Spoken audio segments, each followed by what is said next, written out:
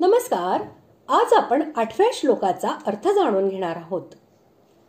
अशा प्रकारे 3 श्लोकांमध्ये वारंवार आपले अद्भुत रूप पाहण्याची पश्य पश्य असे म्हणून आज्ञा करूनही जेव्हा अर्जुन हा भगवंताचे रूप पाहू शकला नाही, तेव्हा तो पाहू न शकण्याचे कारण जाणणाऱ्या अंतर्यामी भगवंतांनी अर्जुनाला दिव्य दृष्टी देण्याची इच्छा व्यक्त करून ते म्हणू लागले. श्लोक 8. न तु मां शक्यसे द्रष्टुम् अनेनैव स्वचक्षुषा दिव्यं ददामि ते चक्षुः पश्य मे योगमैश्वरम्. श्लोकाचा अर्थ, परंतु मला तू या तुझ्या चर्मचक्षूंनी खात्रीने पाहू शकणार नाहीस, म्हणून मी तुला दिव्य दृष्टी देतो. तिच्या साहाय्याने तू माझी ईश्वरी योग शक्ती पहा.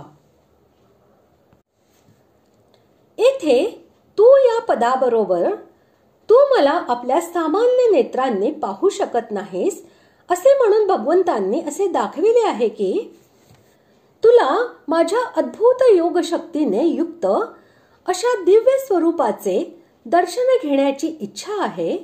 ही मोठी आनंदाची गोष्ट आहे आणि मीही तुला ते आपले रूप दाखविण्यास तयार आहे. परंतु या सामान्य नेत्रांनी माझे ते अलौकिक रूप पाहता येणार नाही. ते पाहण्यासाठी ज्या शक्तीची गरज आहे ती तुझ्या जवळ नाही.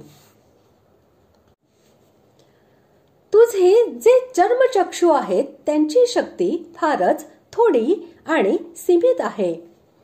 हे चर्मचक्षु प्राकृत असल्या कारणाने केवळ प्रकृतीच्या छोट्याशा कार्यालाच पाहू शकतात. अर्थात प्राकृत मनुष्य, पशु, पक्षी इत्यादीच्या रूपांना, त्यांच्या भेदांना, तसेच ऊन, सावली इत्यादीच्या रूपांनाच पाहू शकतात. परंतु ते मन, बुद्धी, इंद्रियांच्या पलीकडे असलेल्या माझ्या रूपाला पाहू शकत नाहीत. भगवंतांनी अर्जुनाला विश्वरूपाचे दर्शन घेण्यासाठी आपल्या योग बलाने एक प्रकारची योग शक्ती दिली होती.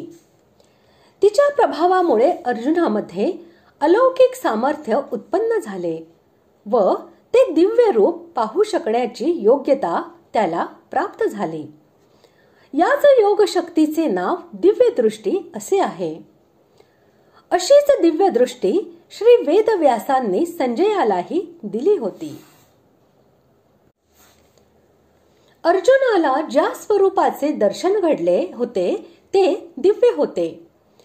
भगवंतांनी आपल्या अद्भुत योग शक्तीने प्रकट करून ते रूप अर्जुनाला दाखविले होते, म्हणून ते पाहिल्यानेच भगवंताच्या अद्भुत योग शक्तीचे दर्शन आपोआपच होते.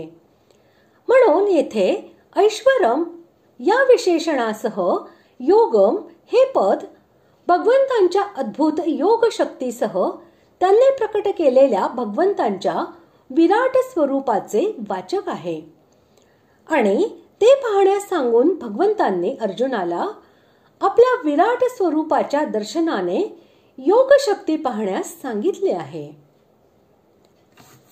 अशा प्रकारे आज आपण 8व्या श्लोकाचा अर्थ जाणून घेतला. पुढील भागात आपण 9व्या श्लोकाचा अर्थ जाणून घेणार आहोत. धन्यवाद.